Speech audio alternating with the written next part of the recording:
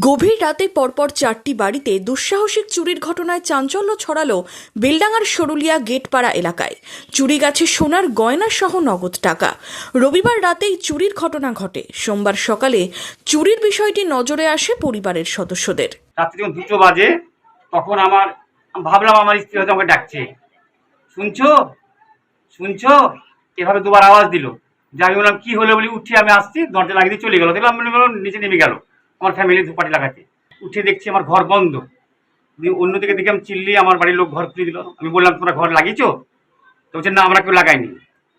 তখন আমি চিন্তা করলাম টাকা কি, টাকা নাই, জামাটা নাই, চাবি নাই, কিছু নাই।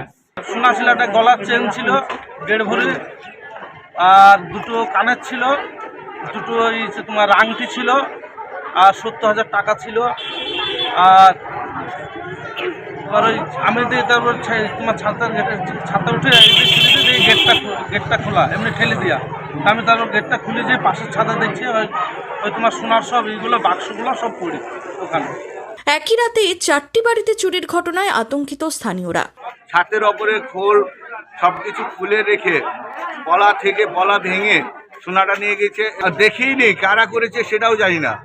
এখন পুলিশ তদন্ত করে দেখবে, তারপরে বলবে যে পুলিশ বলবে ওটা পরিচিত লোক না বাইরেকার লোক না ঘরের লোক, সেটা পুলিশ বলবে।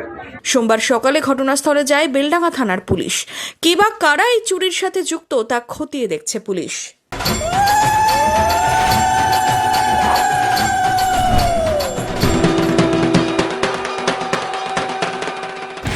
পাড়ায় পাড়ায় পুজোর লড়াই, পাওয়ার্ড বাই কেনাকাটার বস্ত্র বিপণী মনমোহিনী।